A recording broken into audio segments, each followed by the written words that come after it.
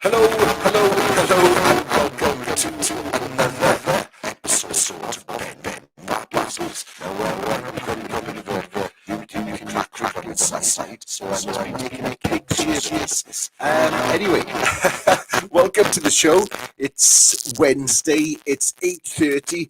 It's Christmas in a few days. I've got like red on because it's Christmas. Yeah. But what does Louis got on? Has he got anything on? Let's find out. Louis, are you there? I am. You are there. Oh, he's got clothes on. We're safe. I've got clothes on. Yeah, I'm wearing my Christmas sweatshirt, which is the one I wear all year round. And you changed it at Christmas. Yes. Thank you, Christmas. Thank you, Christmas to you also, and for tuning in to the show.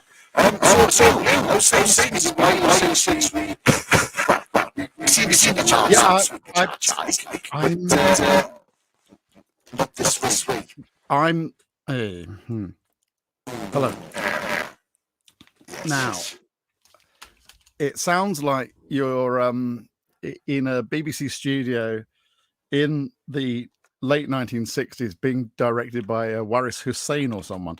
There's some kind of hideous sound thing going on. And I don't know what it's like. Yeah. For people who are attempting to watch or listen. Yeah. Well, they can. Here we are. Last question. Grant, can you hear your signals? Can't you? It's also crackling. Oh, right. It's here. Right. Okay. Bear with me a second. Louis, talk to Deal's news when I try and sort my mic out. Hang on. Keep doing it. I've got to record you a bit so you can hear it. Right. Oh, is it really that bad? Man, that was. You see, you're better now. Go back to what you were doing before. It was hilarious. Is that better? Just go. No, you were sounding like an echoey Dalek. It was really weird. Is that better? It's that. It's that. And better now? Marginally, but it's still echoey Dalek. Oh, right. That's right. Okay. Yeah.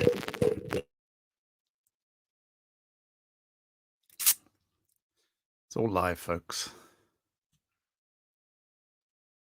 There we are. No, still.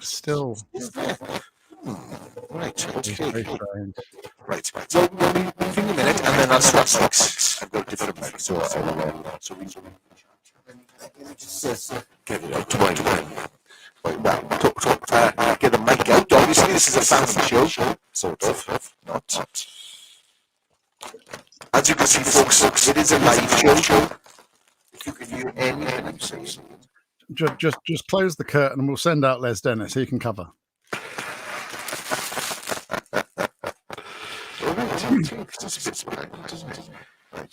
Just like this, and then we'll have another go.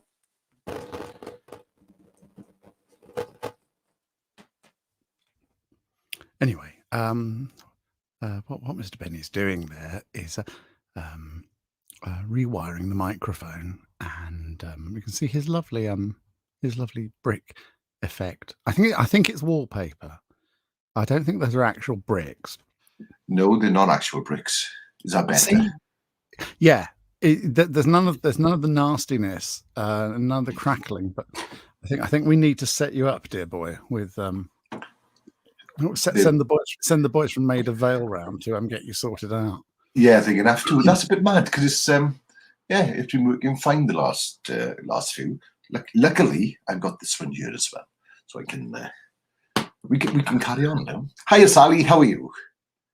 Yeah. Yes. Where's this all turning up? This is on Facebook. Comments. I see comments. There we are. Yeah, look, I can see. There's one off. You can see the comments on the side, and then yeah. Well, and I've just been told as well that I know they know me, but they'd like to hear my voice. So yes, this is sorted. This is sorted now. Hopefully, we're all in the clear now, I think. We're all in the clear. Right then, let's start. Welcome to the Benney Babbles show. On the show tonight with me, we've got the one and only Mr. Louis Boff. Welcome to the show, Louis. Mr. Grant Reese Benney. Hello, my dear boy. How are you? I'm very good.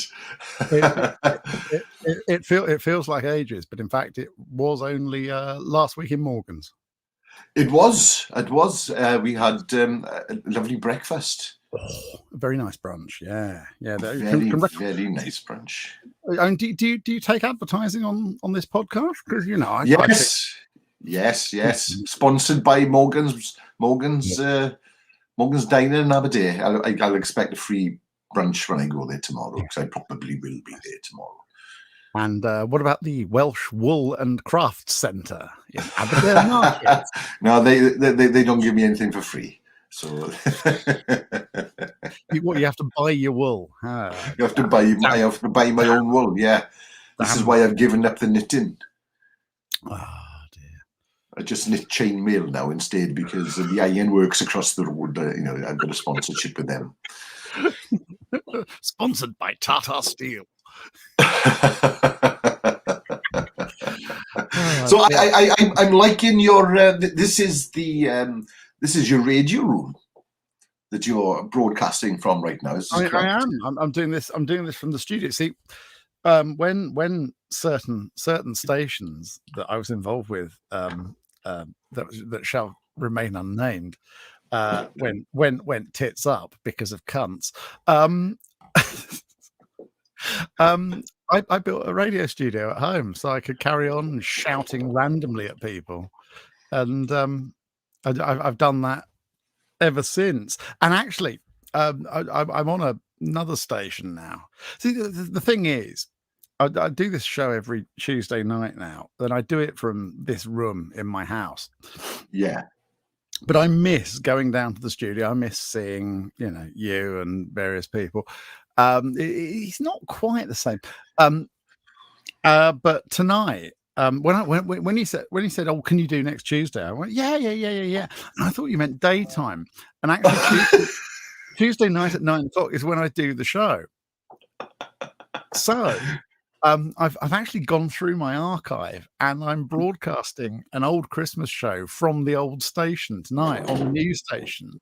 And yeah, and there's this jingle at the start, which is lovely Gary Davis, not that one, saying, "This is Jack's Radio," and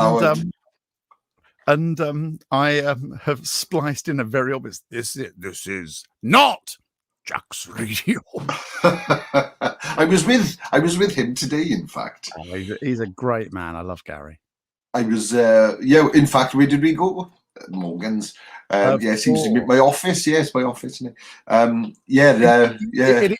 is very much like Arnold's Diner, isn't it? In Happy Days, and you're the Fonz. Yeah, you've hit the nail right on the head. Hey, yeah. It's a brilliant place, and I think Aberdeen is a brilliant place. I think what we did and what we had going. I'm not sure. I'm not sure it could have happened too many other places. It was sort of unique. It was a unique lunacy. It was lovely. Well, Gary's asked me to go around his house and set him up so that he can do something from home. Like I said to him, he could do it on SoundCloud or something like that, and just Mixcloud or something. So I'm going to go down and teach him. In fact, he was saying to his son Matthew, he goes, "Oh yeah," he said, "because I got that microphone that you bought me for Christmas a couple of years ago." He said, "I've never used it." This is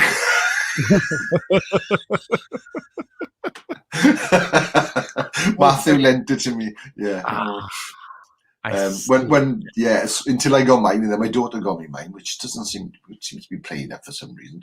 I'll have to check that out. There'll be something stupidly obvious that it'll just be some kind of driver thing or whatever. Is it USB? Yeah. It'll be some stupid conflict. I mean, if you've used it and it's worked fine. I mean, have you had some kind of update rubbish happen or something? Don't think so. Don't think No. so. Oh, I'm sure it'll sort itself out. I'm sure it'll sort itself No, out. of course it There's, you know me, Mr. Positive and all that. Like, absolutely. Well, that was the thing, you know, when we were sort of loading music onto the system at the old place, and I put Morecambe and Wise's Positive Thinking on, and we talked about it, and I said, well, that's your theme tune, really, isn't it? And you really did adopt it. It was yeah. Oh yeah, it's one of my favorite songs. You are an absolute beacon of positivity and loveliness. Stop laughing. Thank you. Stop laughing. It's true. Yeah, and yeah, it's you're bloody good to be around. Oh well, I'm for Christmas. I've asked for a set of speakers, speaker jacket, so wherever I walk, that music will play constantly. And you'll be down Morgan's, and you'll be the Pied Piper of ham, egg, and chips. So, talking of Morecambe and Wise. Oh yeah. Since the last time we spoke, they're dead. Yeah, never. When did that happen? Spoilers, but they died. Oh no, I'm going to say I'm reading the Bible at the moment. Don't tell me he dies at the end as well. Oh yeah. Yeah, I'd be very cross. Hey, and he's in. Yes. Oh yes, I'm sorry. Yeah. Oh, all the great. You're only going to get bad jokes from me. Only bad jokes from me. So yeah, since last time we spoke, you've released another book. Released it into the community like a fart. What? Well, it must have been a nice fart because it's gone down well. I don't know. It wasn't sharp, so you know. Yeah, luckily. There was no matter involved. No, not at all. Right. Not at all.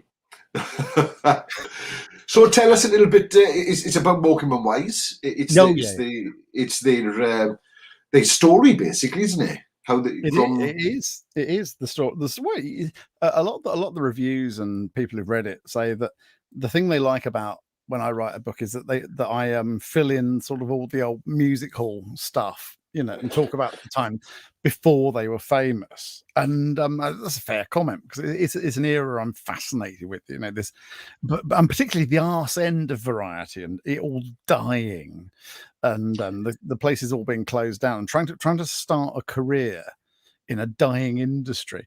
And but there's all sorts of lovely stuff in there, like about finding digs in a town, theatrical digs, and you as an actor will know about this. And there was this shorthand that Eric Morecambe used to talk about, where if somewhere was spectacularly bad and it was avoid, you would sign the visitor's book with, "And I will be sure to tell my friends." Right. And it was, if people went to a place and they looked through the visitor's book and they saw, "And I will be sure to tell my friends," they sort of back out the door. "Thank you. We'll let you know, you know." Yeah. I'll sleep under a bridge. Yes. Anything but that, basically. Yeah. Because I watched it the other week, the Morecambe and Wise story, the BBC, I think it did it, didn't they? The one with Vic Reeves and Victoria Wood in. The Victoria Wood one, yeah, no, that was lovely. That was the very early years, yeah. And the two guys that played them, fair play, amazing. They were, you know, uncanny. They were uncannily brilliant, yeah. Yeah, for such young actors as well, to sort of, they totally embodied both characters. And Gary Morecambe, Eric's son, he said, wow, you know, when they were working on that, he went up there for some of the filming, and he said it was really, really disturbing watching Vic Reeves be my grandfather. He said, and it was really, really, because you know when they were kids and Eric and Ernie were off on tour, Gail and Gary would go and stay with Sadie and George in Morecambe. And so we were really, really close. And he went, and then in the breaks, Gary would talk to Jim, Vic Reeves, Jim Moyer, and he wouldn't break character in the breaks. Jim was still in character. He said, "Oh, do you want a cup of tea, Jim?" And he would just keep on. He maintained it absolutely throughout. That's amazing, though, isn't it? Oh yeah. But I mean, I've loved Vic and Bob from the moment I saw them. It was, I think he got the front cover of NME the week the first Channel 4 show was on, Victory's Big Night Out. And it was, right, what's this thing? And Friday night came, we all watched it, and it was just, blew you out your seat, because it was just so surreal and wonderful. But the funniest part was, Les in Victory's Big Night Out, the guy in the lab coat, the glasses, bald, completely bald.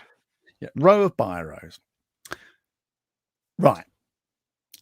He was, in every detail, the absolute double of our physics master, Piggy Stockton.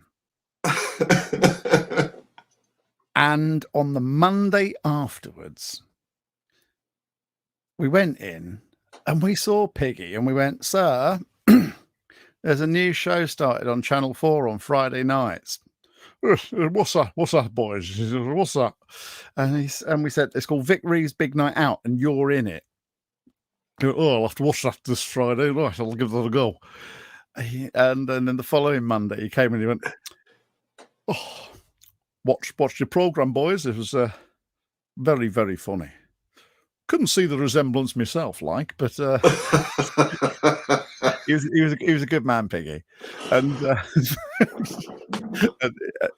we turned him into Vic Reeves fans as well. Yeah, actually, Piggy's contribution to the cultural life of the nation was considerable, because when we were in the sixth form, we teamed up with the local. So I went to an all-boys school. It wasn't a posh one. It was a grammar school. It was a grammar school that had become a comprehensive. Thought it was incredibly posh still, and there was the local girls' grammar that had become a comprehensive as well. Now, see, the thing is, going to a single-sex school stunts the emotional growth somewhat. I've caught up since, I think, but anything we did that involved that, we'd have to team up with the local girls' school. So when we did a joint schools production of Grease at the local provincial theatre. Oh, yeah. But right, the T-Birds car was made in the craft design and technology block at my school. Now, what did they use as the basis of this? The Thunderbird. Yeah. And it was an actual car, and they'd made papier-mâché fins and everything on it. But just before the show happened, Piggy scrapped his Morris Marina and got a new car. So the T-Bird's car was the front half of Piggy Stockton's mustard yellow Morris Marina with bits stuck on it, and it was wheeled on and wheeled off, and it was brilliant. Yeah, Piggy Stockton's Morris Marina. It was Christ, the Morris Marina. I saw one on the motorway recently, and I was just, Christ. I haven't seen one for years. Yeah, well, that and the Austin All Aggro. My mum had an Austin All Aggro. Now, there was a guy near where I used to live. Did you? I did, yeah, when I was 17. Wow. Not for long, because my mother made me sell it because I didn't have a driver's license. That's a detail. That's a minor detail. Can be over. Yeah, just a minor detail. I thought it was going to be because you put your foot through the floor and started paddling it like Fred Flintstone. But it was there was a guy near where I used to live who used to have two of the Vanden Pla variant. Now, the Vanden Pla variant, why would you do that? It's basically because Vanden Pla were a posh coach builder, and they used to do the posh versions of British Leyland cars, and you'd put a fancy little grille on the front like it was a Bentley or something. And they made a Vanden Pla Austin Allegro. Why? It's just collector's items, I suppose. Somebody wanted to then, we get one of them. Used to come with a fortune. But obviously he had to have two because he was always robbing one for spares for the other one. My dad's Robin Reliant. My dad used to have a Robin Reliant, and we always kind of owned two Robin Reliants because buy one for parts. Yeah. Now the thing is, of course, the Reliant Robin, you were safe from one of the hazards of owning an old car, which was rust because they were fiberglass. Yeah. But everything else, all bets were off. Oh yeah, tippled it over. Yes, in a car crash where we were pulling into a petrol station, and the car behind us overtook, and it took the front of the Robin Reliant off. Now it was still drivable.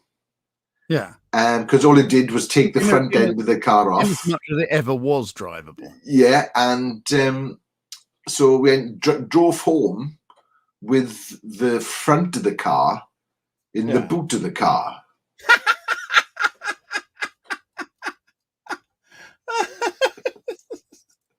Blimey. And then my dad had one that looked like a bumblebee. He painted it like a bumblebee so that, you're not going to miss that. Because he didn't want another crash. Well, no, exactly. But, I don't think he passed his actual driving test, because obviously you could drive them on a motorbike license. I don't think he passed his actual driving test ever. I was about 21, 22. But up until then, he'd always drove a Robin Reliant. Motorbike first, and then Robin Reliant, because it was hard to get all the family on the bike, like. And you could drive one on a motorbike license, was that right? Yeah, still can. Yeah, any three-wheeler thing is motorbike. Funny. He never had a bubble car, did he? No, I don't think. Oh, hang on a minute. No, I don't think he did. No. No, you liked your strange cars. Yeah. No, you did like your strange cars. My mum had some terrible heaps when we were growing up, and I don't think she ever paid more than £100 for a car. And a couple of years ago, I was moaning about the cost of getting my car through the MOT, and she went, "Oh, it's a shame you can't get bent ones anymore, isn't it?" and I went. What do you mean? She went, "Oh God, I don't think I ever had a straight MOT in my life until they changed the legislation. No, I'll just give up £20 down the Comrades Club, and a couple of days later I'll get my certificate." Never looked at the car. They would, there would just be some bloke in a railway arch somewhere, just writing. Obviously like a bent doctor writing your prescriptions. Yeah. Oh, I remember them days as well, where you could just, like you phone to MOT. I don't worry, I can sort your MOT now. Yeah.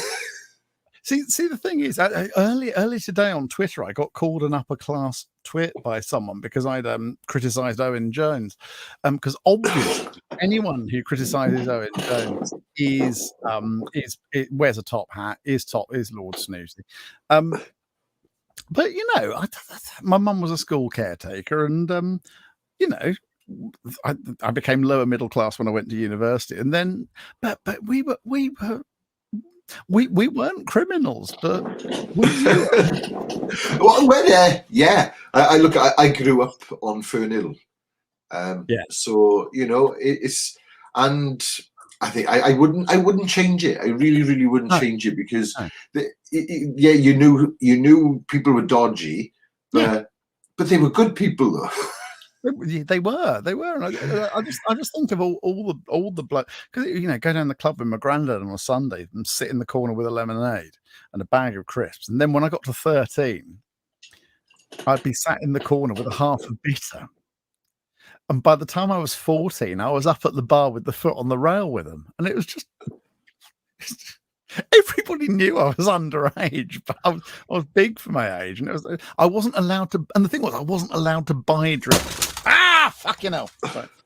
I was just making a point vociferously and knocked a load of CDs over, but I wasn't allowed to buy drinks. It was heaven. It made me the terrible old soak I am today. And oh God, no! There was some brilliant. One of my granddad's mates, Ralphie Etherington, and he was an old teddy boy, and he was a lovely bloke, and he well, one day he just said, "Oh dear, got home last night, and the wife was expecting me to do do what supply her conjugal needs." Yeah. And he went, "Fucking hell, I'd forgotten what it looked like. I had to coax it out with a lettuce leaf." Just the idea of his cock as a sad old tortoise. A Galapagos turtle. Galapagos turtle going, "I'm 230 years old. Why am I still alive? Leave me asleep. I long for the sweet release of death." Yeah, no, and I was there sort of listening to dirty jokes and everything, hideously inappropriate age, and it did, booze and filthy jokes. It really did sort of help form the man I am today, and it was It's their fault. It's their fault. it was No, great fun. I get it. No, yeah, the same. My sister used to work in the junction in Mountain Ash, and so I was like, 14, and I used to go down there. Where was the junction?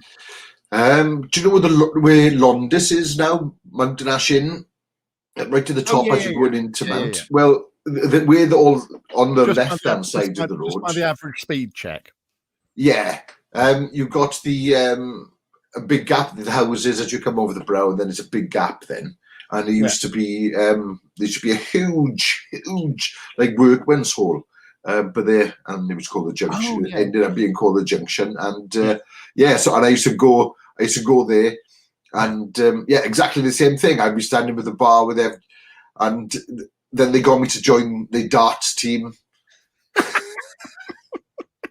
And I was playing darts for him, and I wasn't old enough to play darts for him, and I didn't even. It's not as even if I looked older. I didn't. I looked sort of 12 until I was 18. Basically, it was ridiculous.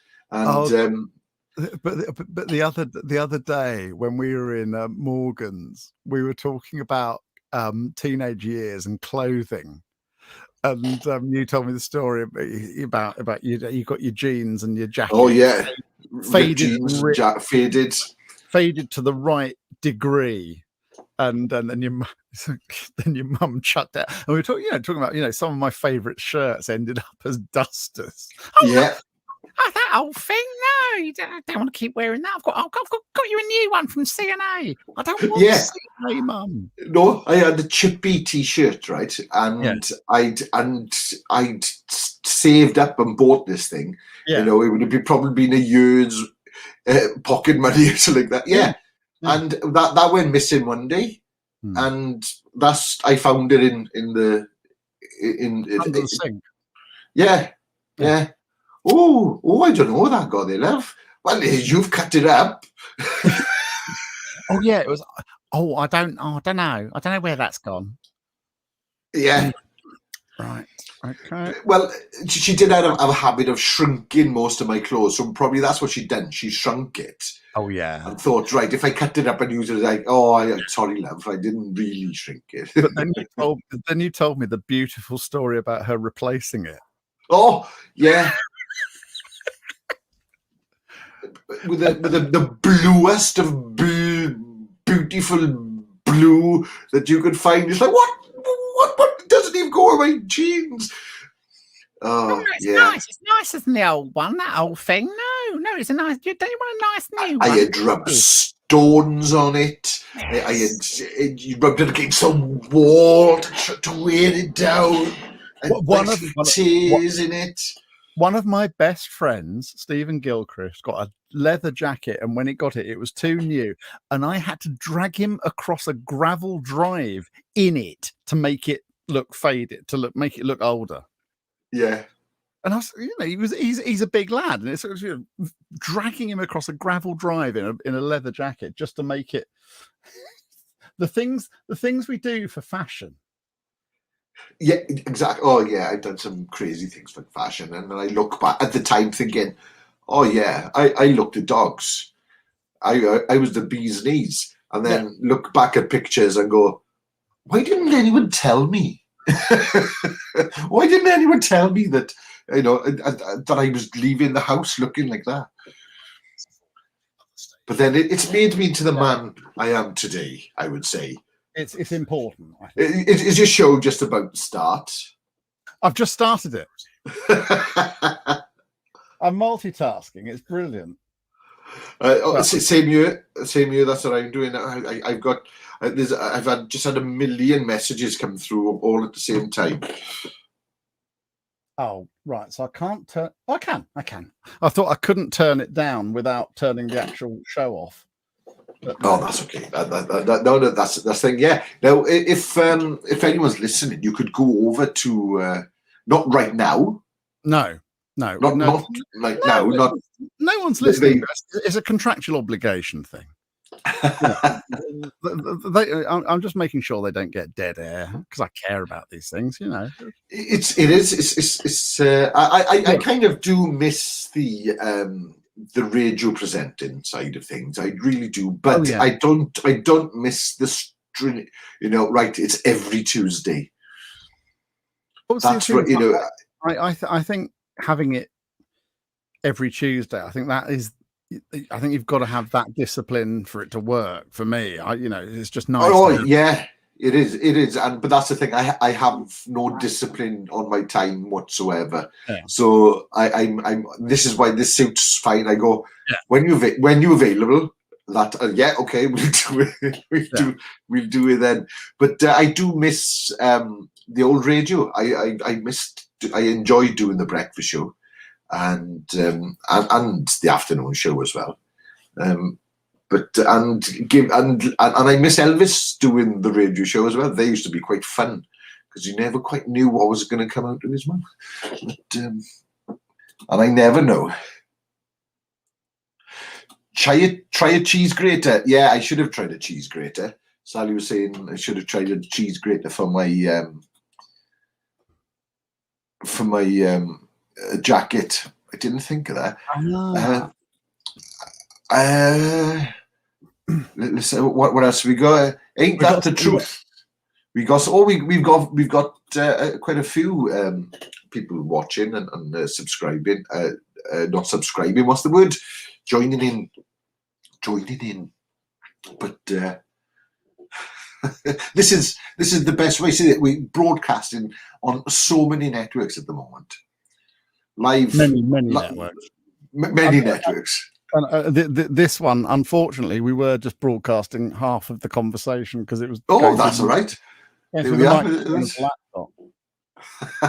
I mean, do you know what? Bollocks to it. I'm just gonna simulcast. I'm gonna simulcast. It's easier. It's far easier. Simulcast. We're simulcasting now. There we go. No, because I think we spoke about it last week about doing some podcasting or visual casting or whatever, and because I've got to work out at the moment all I'm doing is doing them live out on Facebook and YouTube, but I need to find somewhere where I can just put the audio out on other things, apparently, so I've been told. So I just got to sort that out. But we'll get to that at some point. I just like babbling. This is why I do it. Yeah, hence the title. Hence the title. And if people are mad enough, but mind you, though, I got to say it's not mad enough because there's nothing on terrestrial TV because it doesn't exist anymore. But there's nothing on TV worth watching. So why not tune into us babbling? It's really, really weird because, as a light entertainment historian, I never used to miss the Royal Variety performance, and I think it was on Sunday night. And I'll go, oh Christ, didn't record it. I haven't watched it for ages. Yeah, it is. What is it? It's gonna be I don't know. It's probably going to be Michael Bublé coming on and going off. Mr. Bubbles. Mind you, I can't. Mickey Boobs. I like a bit of Michael Bublé, but I'm not sure on his Christmas jumper this year. No. Well, the thing about Michael Bublé is when you listen to his records, all I can hear is the auto tune keeping him in tune. The thing is, I'm sure he's actually got a nice voice anyway, but all I can hear is the technology. But mind you, John Legend is one of the people that have always said, oh no, I don't use auto-tune, I don't. But there's one of his songs, and it's like, I'm sorry, John, this is auto-tune to hell, because I can hear it. You can hear it. It's there, like. And I was just quite disappointed in finding that out. I was like, oh, you fibber. Is that his real name? John Legend. John Legend, yeah. That's what I call him. Yeah, I think so, yeah. Because, sort of like, I'm Mrs. Legend. Yes, what is it? Is John coming out to play? No, he hasn't done his homework. How bollocks. It'd be a legend of a name to have, though. I know, but I'd love it if these stage names that people adopt were actually real. Like Danny LaRue, but he was Danny Carroll. Elton. Reg Dwight. Elton was Reg Dwight. Incidentally, have you heard the Ed Sheeran and Elton John Christmas song? Yeah, they got two, haven't they? Oh, fucking hell. They go. There's them two, yeah. There's them two, and then they've done one with a guy, somebody called the Lad Bible Guy, sausage roll person. They've done one with him as well. Bloody Christmas is all about sausage. Christmas is all about sausage roll, sausage roll. I'm still sausage. Fuck off. Yeah. No, he's not though, is he? He'd Dill Dannon. But no, so I haven't heard. I've heard the one where it's just them two. Let's not make any bones about it. That was the highlight of the first lockdown, wasn't it? Elton in his garden singing "I'm Still Standing." He was just a parody of his own self, really, wasn't he? Yeah. Well, the thing is, it seemed like one of those Shreds videos where they they deliberately dub bad audio over it. Do you know what? I thought it was. All the money from the Lad Baby song goes to food banks. Look, just give them the money. Give them the sausage rolls instead. It doesn't make it right. Anyway, and there shouldn't be food banks, so Lad Bible can give money too. Exactly. It was a growth industry under the Tories. Do you know what I really? When you see Tory MPs grinning like a wanking George Formby, stuffing parcels of food. I went along to help at the local food bank, and look, aren't I being helpful? If you weren't there, these things wouldn't have any need to exist. But anyway, let's. It's like opening, Smiling, opening up the poorhouse that they'll be opening up soon. Exactly. Oh yeah, we're heading back there. No. Yeah. The world. I think we're going back to Victorian times. No, the world's going mad. No, it's Rotas Brute. Yep. No. Yeah. The fall of the empire. Yep. The fall of the Morecambe Empire. I was present at. I think it was somewhere around 1993. Yes.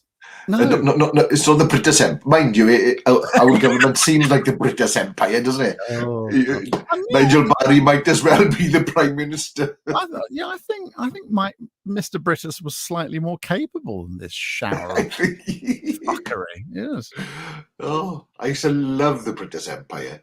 Well, it was written by Norris and Fagan, Richard Fagan and Andrew Norris, who also wrote one of my favourite sitcoms in the history of television, which was Chance in a Million. All right. With Simon Callow and Brenda Blethyn. Do you remember it? Rings a bell. Simon Callow. Yeah. Played this eccentric bloke to whom. See, the thing is, so much of sitcom is based on improbable coincidences and things happening. So it's sitcom farce and all that.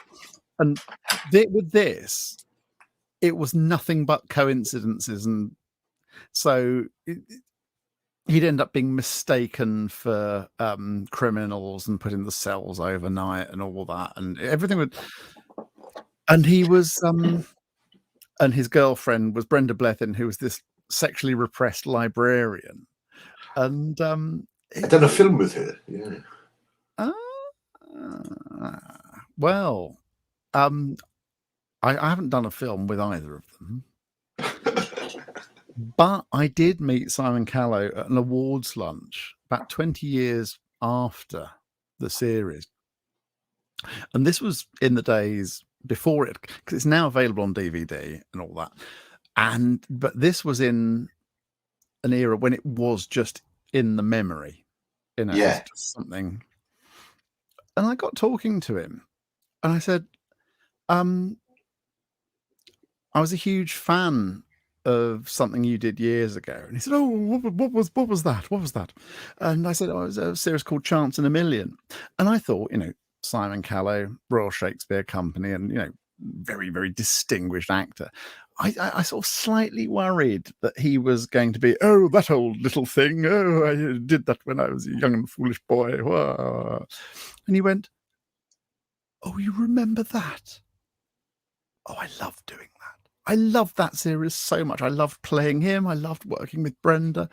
Oh, God, no, it was just such a happy time for me. He said, and whenever Brenda and I see each other, we talk about what Tom and Alison are doing now, because obviously they're still together, and I was just sort of, it was yeah, and it's quite a beautiful moment, really. It was a lovely moment because he could have been so dismissive about it, because he had such a career.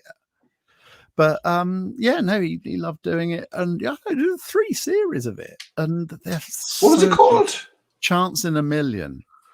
And they're so funny. Yeah, it was they're wonderful. Yeah, and it does contain one of my favorite bits of one of my favorite little bits of a scene in a sitcom. Right, here's the coincidence factor. He has a paratrooper land on his roof. And the paratrooper is on a treasure hunt, and he's got a list of things he's got to take back to camp by midnight. And it's a list of, really, really hard to find things. And obviously, he's got all of them in the house. Yeah. And there's this line where he goes, oh, I need a ship's bell. And Simon Callow says, frigate? He said, well, it doesn't help. No, frigate. I've got a frigate's bell in the loft. It comes down with it. And there's this beautiful, beautiful construction where, and this is all about the thing is, she's absolutely gagging for it, and he doesn't realize how he's sort of above it all and oblivious. And he says, well, these last 2, I don't think even you're going to have these, Mr. Chance. And he says, well, because obviously his name is Chance, Tom Chance. And he says, well, no, well, try us out. And he said, well, I need a pair of ladies' knickers saying, come and get me big boy on the front, and a nude picture of Shirley Williams. And then Brenda Blethyn goes, Vera Brittain. And they go, what? Vera Brittain. Because she's a librarian. She's, we've just got the new biography of Vera Brittain, who wrote Testament of Youth, who was Shirley Williams's mother. And Right. said, there's a picture in the book of a baby Shirley Williams naked on a bearskin rug. And Simon Callow turns around to the paratrooper, who's played by one of the Sinden boys. I can't remember. I think it was Mark, the one who died. Was it Jeremy was the one who died? I can't remember. Well, one of the Sinden. And he says, well, there you go. There you go. There you've go. And she gets to the door. Yes, I'll go. I've got the book upstairs. I'll go and get it. She gets to the door, does a little half turn, and she says, while I'm up there, I'll get the knickers. It's lovely. It's fantastic. It's one of my favourite things. I love it. Yeah, it's a great series. I said they just don't make sitcoms like they used to. I think they're afraid of trying different things now. I think everyone's afraid of everything. I think television has become incredibly risk averse. Oh, and yes. The stuff that I've written about come, the producers sat in their offices and they had a certain amount of executive power. So, like David Croft David Croft was such a established producer that if his bosses, if he said, I want to make a pilot, they go, yeah, sure. You can have TC8 for 3 days on in next February. Great. And so, you had producers with the power to get things made. Now you have producers who have the power to say, well, we'd like to make this, but I've got to take this to so-and-so. And they all, committees at every level, and everyone's got to say, what, and everyone has to stick their penny in, yeah. But if it's a failure, nobody wants to be associated. Everybody wants to say, I was involved with this success. And then if it isn't a success, they all scurry away. But I don't think it's just television. I mean, publishing is the same. Like when I started writing books, I had editors who could say, yeah, write this book. I'll sort the contract out. And then a few years ago, I had a book proposal go in to do the history of Radio 2. And there was a guy at Faber who really, really liked it. And he was actually the guy who edited and commissioned The Nation's Favourite, the book about Radio 1 by Simon Garfield. So, and it was sort of like the idea of doing like a Nation's Favourite book about Radio 2. Yeah. And he went, look, I love it. And if it was down to me, the contract would be in the post. But he said, but I've got to get this through the commissioning meeting, and I've got to sell it to the others. And when he was doing the Simon Garfield book, chances are he wouldn't have had to. That was in the the 10 years, 15 years between the two. It changed completely. I mean, actually, what made publishing risk averse finally was the 2008 crash. Before that, there was a certain amount of risk taking, and after that, it was so much harder to get published. It was why my Les Dawson book was the last one that I did for 8 years, and and so he said, right, I'm going to the commissioning meeting next Thursday. I'm pretty confident that I'll get it through. I really want to do this. And between that and the commissioning meeting, he was made redundant. I feel your pain there. I had the same thing with a TV pilot. Yeah. Made it just before he got to the desk, and and it was just like, oh, right, that's going to go in the drawer somewhere now because the next person that's coming in is going to have his own. But it's almost like the Alan Partridge thing where the guy has the massive heart attack just as he's commissioning the second series. And Alan Partridge is there moving the hand on the contract, faking the signature. I would have done the same. Who wouldn't? Who wouldn't? Exactly. It's what he would have wanted. Exactly. It's exactly what he wanted. He would have wanted this series to be made. Yes. Yeah. Funny. So what do you got coming up? What's next projects? Anything? Well, having just mentioned David Croft, I'm doing a book about David Croft and Jimmy Perry. Yeah. Dad's Army, Heidi High, It Ain't Half Hot Mum, You Rang My Lord, and things like that. And I shall also mention in passing, Are You Being Served? But that was David Croft and Jeremy Lloyd. It was a different team. Oh, all right. Yeah, I didn't. I thought it was all the same team. Yeah, no. It was related, but David Croft was the linking element. But no, yeah. So that's one thing. I think the interesting thing, because the stuff that David Croft did with Jimmy Perry often had a very great had a sort of human element to it, a great heart to it. Whereas Are You Being Served was just absolute flat out farce. I loved it, but it was just gag, and Mrs. Slocum's pussy and whatever. And there were some great moments in it, but there's some real.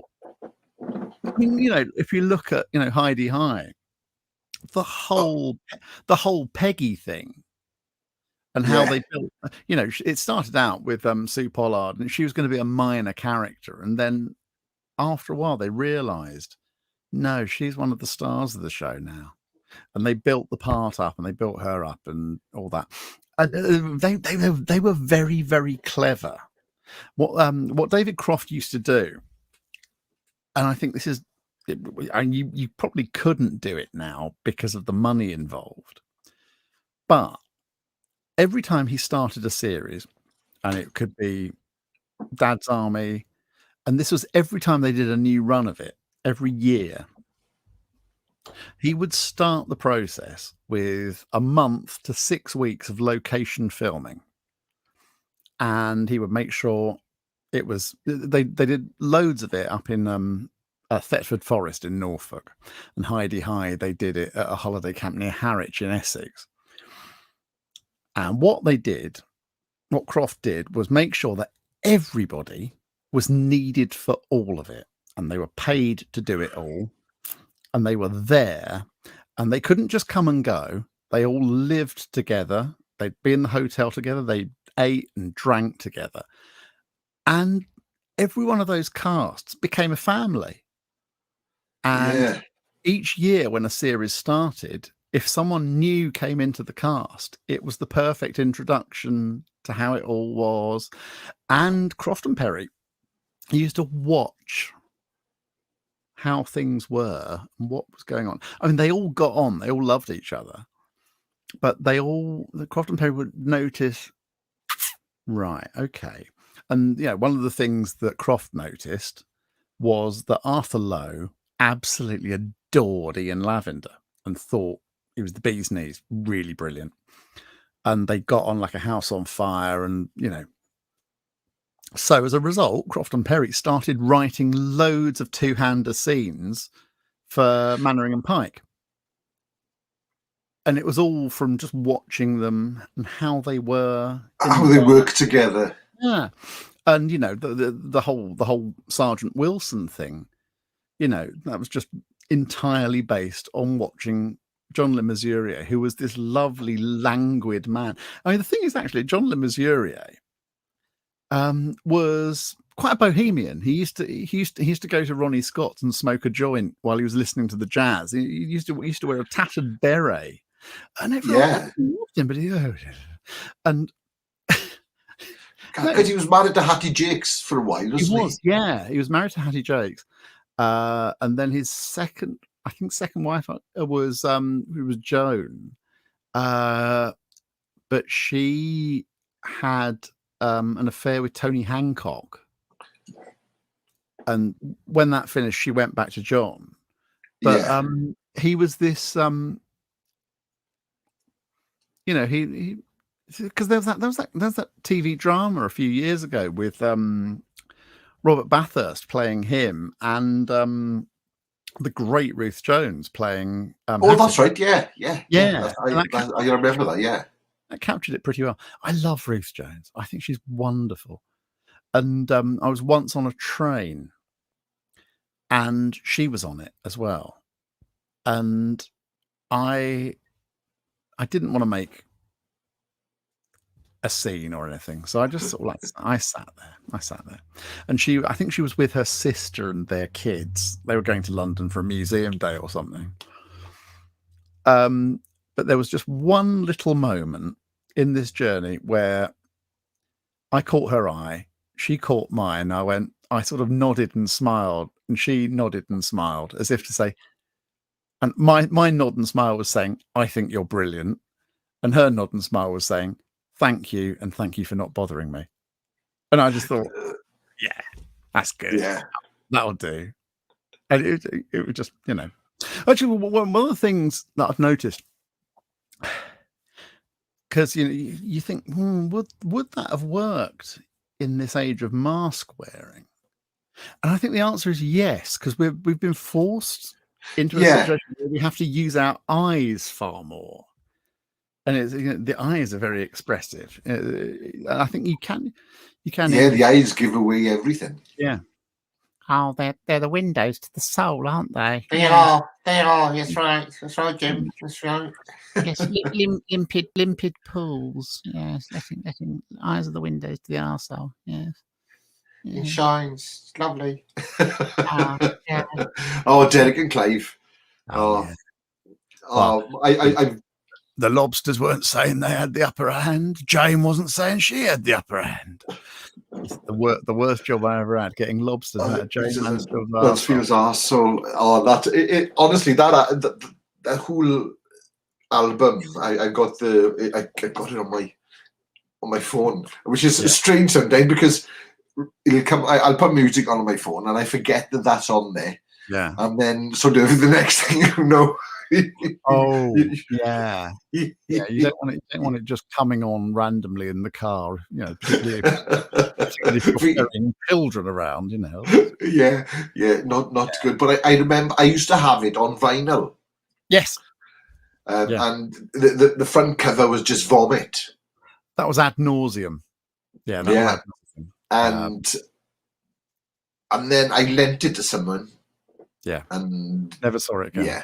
Never saw it again. So I ended up buying it then on just on iTunes. Yeah. But they don't make them like that. No. Well, the thing was, it was a different time, wasn't it? It sort of was, but even for that time, it was out there, way out there. They were way ahead of their time. Yeah, too ahead of their time. Yeah, in many ways. But the thing I love about it is the way that Dudley keeps up, and I think that's the jazz training. He's like a jazz accompanist, putting the right chords in under Cook. It's lovely, and you'll hear Dud sort of pop in something, a reaction, go, oh yeah, funny, wow, and it's almost like the rhythmic accompaniment to a soloist. Yeah. But one of my favorite Derek and Clive sketches is very much Dudley, where he plays the mother, and he's trying to and Peter Cook's the son, and he's saying, "You were born with a wart on your ticket, mother. Why are you calling it a ticket? It's a penis." That filthy word. Why are you using that filthy word? It's the most disgusting word I've ever heard. It's just... And she's just at the end of it, she's just shouting, or Dudley's just shouting, "Show me your ticket!" It was a disgusting wart. I had it removed by degrees. I think I come across that album. I was about 14 first. Yeah. I think it's the same. I think it's an age to come across. Yeah. I think at 14, and also at 14, I've got the Derek and Clive album. Oh, yeah, I remember coming. I think I came home from a trip to London. I bought it in HMV on Oxford Street, which, wow, God, that had a lot. That had a lot of my teenage money. That shop, and yeah, and I was listening into it in my room, and my mum came and said, "What's this?" And she did sound exactly like Dudley Moore playing the mother. What's this in there? What's this in there, boy? What's this filth? Get this filth off! Get this filth off the record player! Yeah.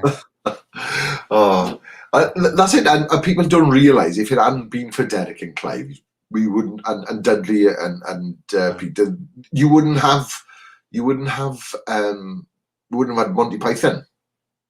Well, it came after. Well, Pete and Dud in the 60s. The Derek and Clive stuff came later. So yeah. I mean, I do know what I mean. But not only, but also, and things like that. Yeah. I mean, well, they were. Well, Peter Cook was Cambridge and Dud was Oxford, and Peter Cook was the son of a diplomat, and Dudley came from Council Estate in Dagenham. And right. No, Dud was working class, and he incredibly talented musician, and he got an organ scholarship to Oxford, and ended up doing comedy as well. And then they did Beyond the Fringe with Jonathan Miller and Alan Bennett, and which was half Oxford, half Cambridge. Miller and Cook were Cambridge footlights, and Bennett and Moore were Oxford. And actually, Python is Cambridge Oxford, because Cleese and Chapman and Idle, Cambridge, and Palin and Jones, Oxford. And I think you can see a certain difference in the styles. I think if you look at Bennett and Moore and Palin and Jones, the comedy is much warmer and sillier, whereas with Cook, Miller, Cleese, Chapman, it's more surreal and more cruel. Yeah. It is. And if you've spent any time in Cambridgeshire, you will sort of understand why, with the wind whipping across the fens. It can be an inhospitable landscape. Maybe I'm reading too much into it. I don't know. Maybe I can do a whole book on Cambridge and Oxford comedy based on weather. Hey, why not? I'm just spitballing here. Why not? Hey, look, they made a film out of 50 Shades of Grey. Like, you know what I mean? That's quite an achievement, making a film out of a Berger paint chart. Yeah.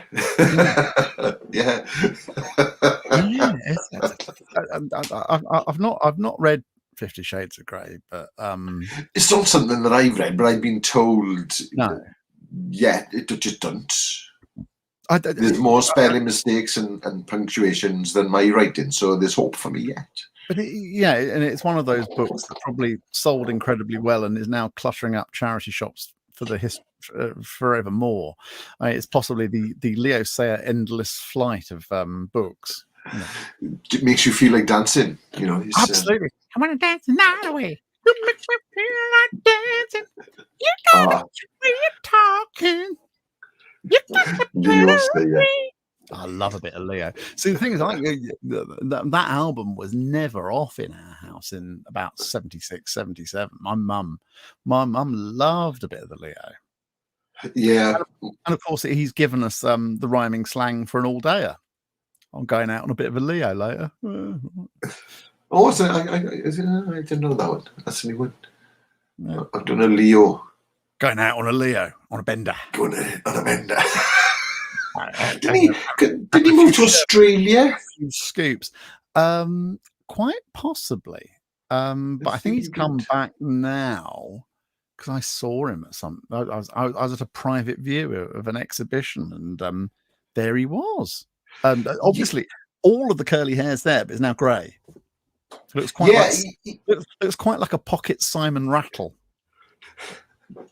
I seen him on something. He's been doing some not that I watch TV, so it must have been a good few years ago though. For that Hang on, are account. you saying not that I watch TV just because of you're just making it clear because you haven't got a license? I don't watch television. No, I just don't. I watch YouTube, and occasionally I watch my daughter's Netflix. So Stealing Netflix is the yeah. If you've got a relative with Netflix, why pay? Yeah, and I've got relatives with Disney Plus and Amazon as well, and that's been fantastic. So I got the full range of channels I just don't watch. Excellent. I mean, I agree. When I had Netflix and all that, I found I was just paying for stuff that I never watched. It was there, but I can't get Disney Plus on my television. It's not smart enough. I need to smarten my television up. It would basically be purely so I can watch Get Back, the Beatles thing.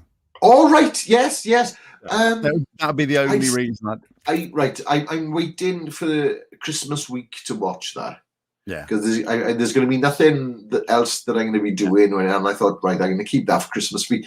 But I've just watched. I do like my sort of fantasy things, and The Witcher has been quite a good show. So I've just watched the second series of that now. Excellent. Well, not that I remember all of it. The thing about Get Back that I loved, I've done an hour of it when I was staying in the house of someone who had it, and it really was just like having the Beatles sitting in the corner of the room. You were in there with them, and it was just sort of immersive, and it was just going on. And I just thought, well, this is lovely. I wanted to be in a room with the Beatles all my bloody life, and here I am now. It's lovely. It's brilliant. So anyone who says that 8 hours of the Beatles is boring can really just go and get in the seat. It is 8 hours as well, isn't it? Oh yeah, and then there's 48 hours that he hasn't used. 2 whole days. Come on, Jackson. I've got matchsticks. I can keep my eyes open. There are drugs available. I can do this. It's fine. It's fine. And but I had the shock of my life the other day. I had a knock on the door, and it was the TV licensing people. I said, well, I've got one. And they went, no, you haven't. And I discovered that for the last 3 years, I've been paying for the license, thinking it was mine, for my old house. And my ex-wife has been paying for her license as well. So there's been 2 there. There's been 2 there, yeah. So basically, I've been paying for a license, but not. And I've only just this week got the address transferred to this one. That's funny. That is funny. I know. So it's fine now. It's fine. But and the thing is, I'm absolutely doughty and sturdy supporter of the license fee.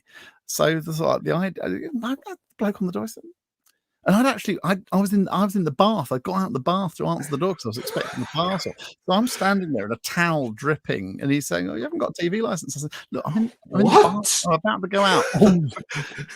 What? That's what you should have done. Yeah, he would have run. Yes, I see. You're right. So you do have a license. I'm off. Thank you very much. Well, actually, maybe.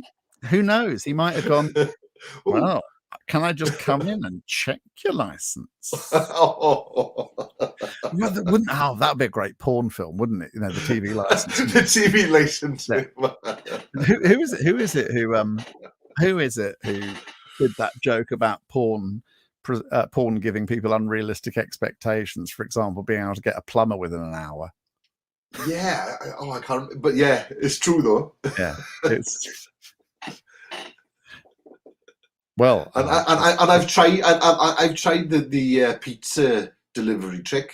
He insisted on paying. Like, give me the money, mate. No, it's yeah. It's... Well, we've done an hour and 10 minutes. Well, yeah. Admittedly, sort of like the first 5 minutes of that was.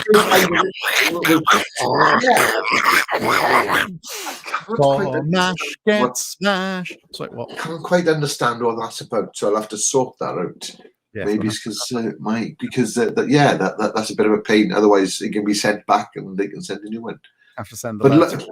But luckily, I've got this spare one that I'm using. Yes.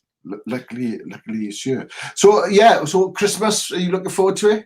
And I've got a microphone that's I've faded my main one down, and there's one over at the other side of the room. Like, if I...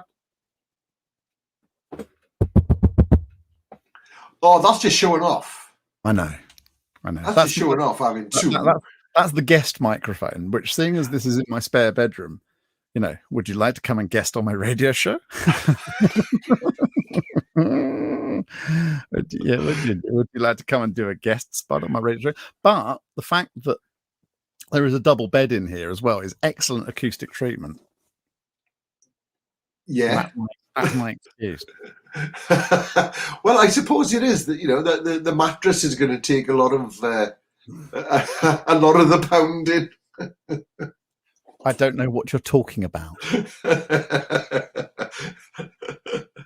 Ta-da! You don't get that at the BBC, do you? No, you don't. Maybe you do. I don't know. Jimmy Savile's dressing room, perhaps. I don't know. Now then. Let's then, not go there. Yeah, it's. Well, you know, I own Jimmy Savile's Cagoule, don't you? Yes, you told me that. Yeah, that's bizarre. That's bizarre. Maybe not. Maybe one of his Cagoules. Maybe he had several, and I'm guessing it might have been one of the ones he kept at Glencoe for guests, because he had his hunting lodge at Glencoe or whatever it was. Ali's saying, "I'm still here, chaps." She's stuck right through. It's nice to know that someone is. Well, the lodge in Scotland, there's a video on YouTube of these people that do urban adventures kind of thing. Yeah. And they go to his cottage in Scotland. Has it been vandalised extensively? Oh, extensively, yes. But is it saying dirty fucking nonce? Things like that, yeah. But it was quite an interesting... Yeah, just quite the whole, it was because it's in the middle of nowhere, just on the side of the road. Yeah. I remember seeing it in the Louis Theroux thing. Oh, that's right. Yeah, he goes there in that, doesn't he? Yeah. Yeah, and about Prince Charles staying with him. Oh, wow, must have been a nice night. Yeah. But the thing is, come on. But the nice thing is, I mean, Prince Charles wouldn't have anything to do with paedophiles knowingly, would he? Only his uncle. And his brother. And his other uncle. And his cousin. Yeah, I'm gonna get shut off now. It'll be my first strike on YouTube. Yes. Oh God. But I was having a drink with a friend the night that Emily Make This interview went out, and we were in a hotel bar in Stoke-on-Trent, and the telly was on in the corner, and I had one ear on the conversation, but one ear on the interview, and I sort of said to my companion, I must be going mad, because they obviously haven't said it, but I'm sure I've just heard Prince Andrew talk about Pizza Express in Woking. Oh, yeah. And we both laughed, and then the following morning sort of read the reports, and it was he was talking about Pizza Express in Woking. I thought, what could I have misheard that sounds a bit like Pizza Express in Woking? And I remembered it specifically because I was like, what do you... Yes, yes, Pizza Express is the... But also, he had this thing that he got in the Falklands that meant he couldn't sweat. But he looked like he was sweating that night. Yeah. It was just... it was ridiculous, wasn't it? It was almost like Peter Cook was doing the script, wasn't it? Yeah. Because it seemed like a farce, kind of. Yeah. It just a whole. Who advised him to say, right then? Yeah, I think this is a good idea for you to go and do this this interview. Well, I'm glad he did it. I'm so glad. because he's been slapped in prison and we don't see him ever again, and it's absolutely ensured justice. But anyway, no. But the thing is, I think it gets to a point where they're just so. I think where the privilege gets to a point where they're so impenetrably smug, and they think, no, I'll handle this. I will deal with this, and everyone else is going, this really isn't a good idea, and they're going, no, look, it's fine. What could possibly go wrong? I will show them that I am an innocent man, and they're all. And I bet at the palace they are all just going, Yeah. oh God. I mean, I think it killed Prince Philip again. I think he was dead already, and then that one killed him off a third time. I'm sure Prince Philip was, operated by fishing rods and wire. Eventually, yeah. Because he'd been embalmed quite a few years ago, I'm sure. God, he was like a fucking Pelham's puppet, wasn't he? It was bloody hell. It's but just a whole that car accident he had where he hit the povos, and it's sort of, that's what happens when you let a corpse drive. Well, they can do what they want, though. Well, as is increasingly clear, yes. Sadly. But yeah. So Go on. No, it's fine. No, go on. I mean, it's nice to have a bridge named after the Prince of Wales, but are there any things around named after Prince Andrew that having to sort of rename this? The Prince Andrew Primary School or whatever. There's bound to be, yeah. Yeah, there could be things. Duke of York pubs. Yeah. Oh yeah. Some pubs, when they have a sign, and instead of having the grand old Duke of York, they have a picture of Prince Andrew. They're probably sort of going, "Hello, emergency sign writers. Can you go around and sort this out?" Yeah. If there are any sign writers out there, and yes. get advertising. You've got some work out there for you. Well, see, the thing is, this brings us very neatly on to the whole concept of cancel culture. And I don't think it exists. I really don't think cancel culture exists. I think, people, I think unless you're Harvey Weinstein and you're put in prison for being a filthy old groper, and then that is quite extensively cancelled, and, good on them. But I think if you just say something a bit off, you've then got a career moaning about how your career is over because you said a thing off and people couldn't handle your truth. And your career then becomes moaning like a stunned cunt about this forever after, and moaning at great expense in newspapers, sort of £500 to say how I've been silenced. Oh, I'll have that. Thank you very much. Yeah. All of these bastards who've been supposedly silenced and cancelled, they've got their newspaper columns where they can bollock on about it at great length, Yeah, never. Well, I don't really understand him myself because I don't really follow any kind of news or. I live in Geraint's bubble. It's nice. It's a nice place to live. I like having an adjacent bubble and bumping into yours occasionally. It's nice. It's good. I just don't understand. It's like, well, basically, because all it is, it's just people. Yeah. In my day, it was just having a difference of opinion. Now you can't call anyone a redacted word. It's in my day you can't. And the thing is, language evolves. You can't. Actually, you can say that. You can say whatever you like, but equally, people can say to you, "Why did you just say that?" What it is you can't say it without fear of reprisals, without comeback. I think a lot of people who got away with saying really, really unpleasant shit very, very casually for a long time, they don't like being asked to think about what they're saying. Well, yeah, because usually it's just off the top of their heads. Yeah. They're not actually thinking about what they say, and they just say Yeah. things, and and it's been gone with the consequences after which, and usually there wasn't any consequences. No. But now What- people are going, "Ugh." Not enough people though, because you see situations where sort of you'll be around people and they seem nice enough. You probably wouldn't want to spend too much time around them. And then in the middle of the conversation, they drop in sort of some comment about the Muslims or whatever, and you just go, yeah. and you sort of go, and then you can see them looking around to see who's nodding and agreeing. And it's sort of like, it's almost like a Masonic handshake for racists. It's all right. Yeah, I get what you're saying there. Yeah, I've been in that situation.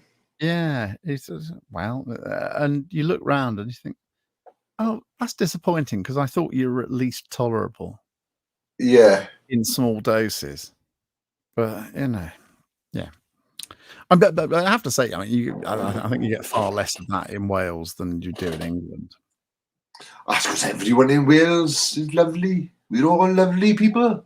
We all, we're all just lovely. That's all. That's all it comes down to at the end of the day. We're just lovely.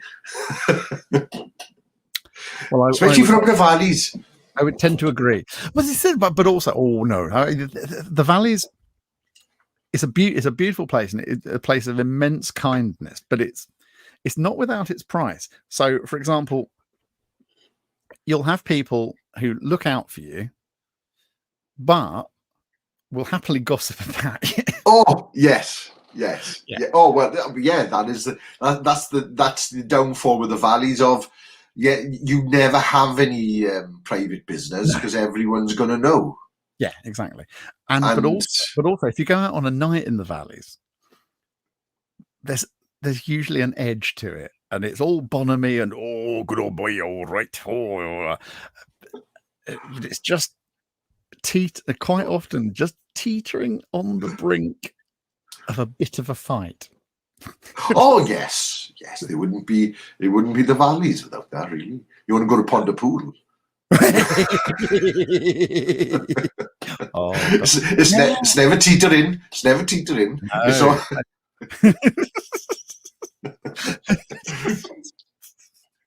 No. They've gone past teetering in Pontypool. No, but there's lots of changes there because apparently it's become a suburb of Newport now.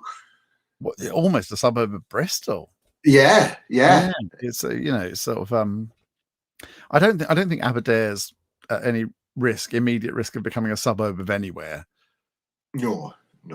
We'd you come through that shivering wall at Abercynon into the Cynon Valley, and then you leave it as you go down underneath bank, like just by the business park. Yeah, exactly right by there. Where it goes down to 40. Yeah. That's the force field there where it goes down. It is. Yeah. You can feel it going. I just driven through the force field. Yeah, I mean anybody who makes it as far as the Aberdare Hotel Mountain Ash is brave. The Aberdare Hotel.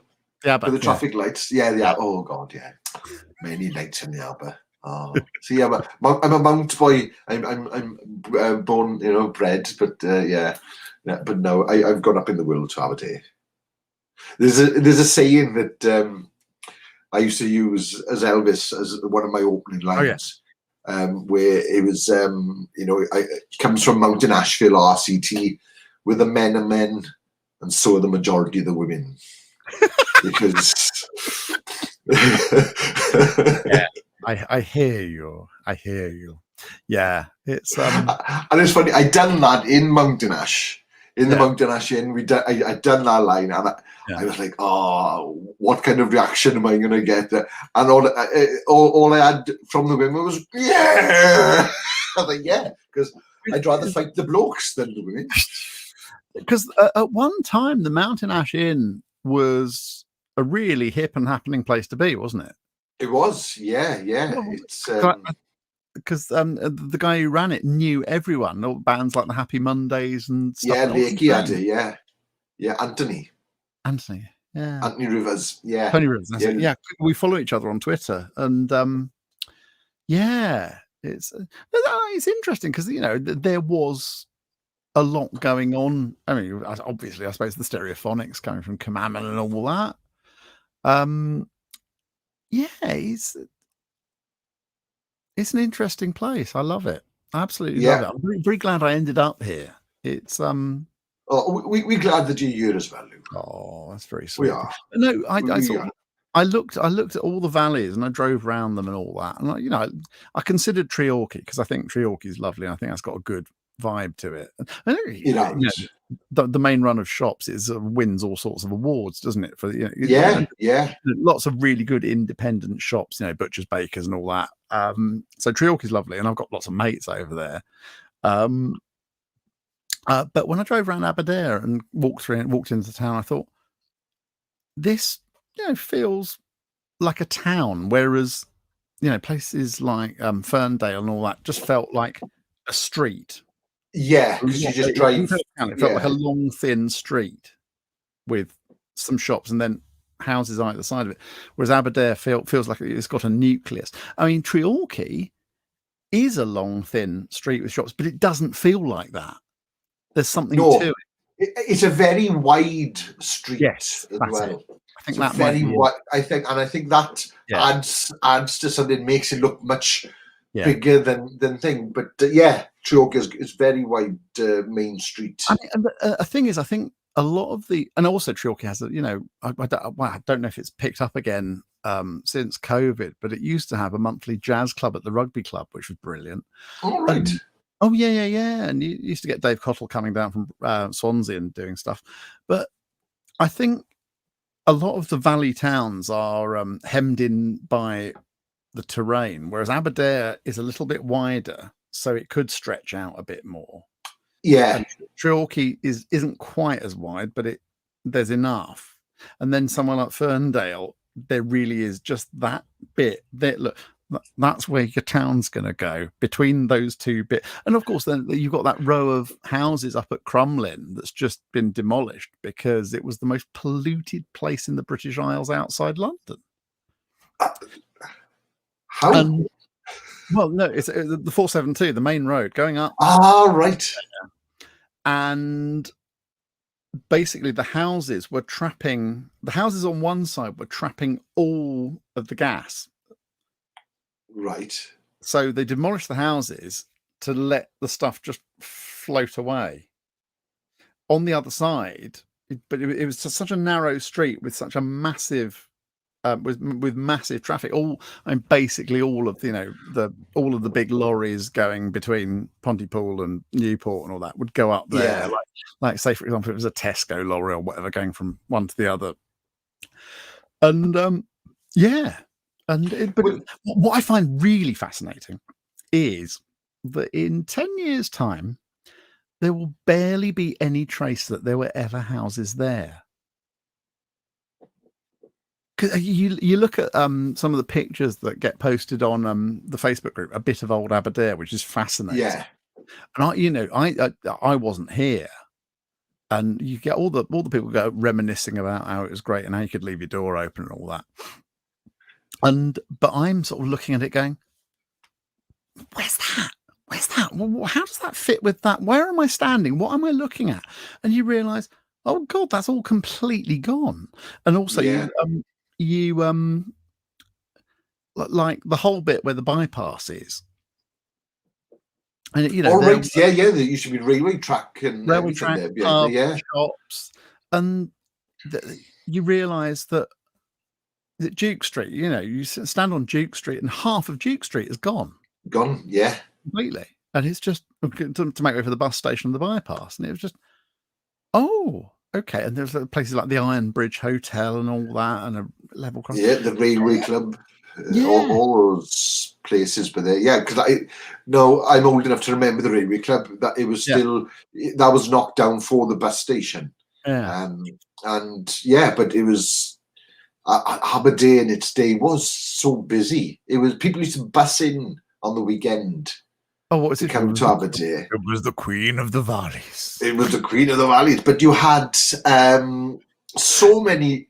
You had Flintstones Connections, Yeah. and then you had another nightclub on top of Connections. There was like a beer keller. Then you had the National, which is now David's restaurant. Then above New Look, you had Shabby's, and there was just then you had the Boot. Hasn't someone bought New Look, and basically the Shabby's upstairs Oh, still there, yeah. was left exactly how it was, and they found all the flyers and out of date cans of drink from the 80s or whatever, Quattro. I went to look at I went to look at upstairs just because I'm nosy and I phoned them. I said, I'm interested in upstairs. Can we have a look? Yeah, and it was basically exactly the same as if he just walked out. Basically, yeah. It was, but we used to put on bodily fluids. We used to put on 18th birthday parties. Yeah. When we were 16, because we'd go like, right then, girls, when's your birthday thing? Right, okay, so you're 17 coming up, yeah, right, okay. Do you want an 18th birthday party? Yeah, right, okay, we'll put it on in Shabby's for you. And it'd be on a Wednesday night, midweek, and it was just an excuse to be able to, go drinking, really, because it was a private party as well. We kind of got away with it. And he was a bit of a perv and just wanted to look at loads of young girls. So, and it was pointed out to me the other week when I said about this, and they were like, so basically you were pimping out your friends. And I thought, in an incredibly nice way. Everyone got something from it.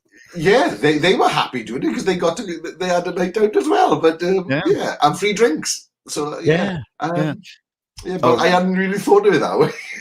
No, well, I was big on the old underage drinking, and we used to go out with my mates on a Saturday night when we were sort of 15, 16 or whatever, and we used to sit there like old men with our pints, sitting talking like that. Anyway, so we'd been drinking in this pub for 2 years, and it was my mate Horace's 18th birthday, and he walked into the pub, and Phil, the landlord, said, "Hello, Horace, usual?" And he went, "Yeah, it's my birthday." I went, "Oh," and Phil went, "Oh, how old are you today?" And he went, 80. And Phil went, "I think you owe me a drink, don't you?" The thing was, the pub was run. He was a retired copper. Yeah. I think he obviously knew that we were all underage. Yeah. Underage. But we were sensible, and it kept us off of war memorials. I suppose, yeah. Sadly shocked that you knew somebody called Horace. He wasn't called Horace. It was his nickname. He was his name was Mark Hopkins. But when he was very, very young, he had a tiny bit of a sort of speech impediment, and he almost like suffering succotash. And so his dad, John, this is cruel, isn't it? Making fun of your children by giving them nicknames that highlight their shortcomings. Called his son Horace. All right, Horace. And this persisted into, I haven't seen him for years, but he may still be known to people as Horace. Just like my mate Andrew Tomlinson, who is, known throughout school as Titch. He's now taller than me, but he's still Titch. Yeah. I got a few friends that would some school nicknames, and they've still got them today. And it's like, why are you called? I was lucky. I was just called Benney. Yeah, I was lucky as well because I had such a stupid name that I didn't really have nicknames that I know of. Benny Hill, that was the worst I had to put up with, and I'm like, yeah, okay, that's all right. He gets chased around by women. That's fine with me. Setting I'll have to get that jacket. Maybe that's what I need. That music jacket I was on about. Yeah,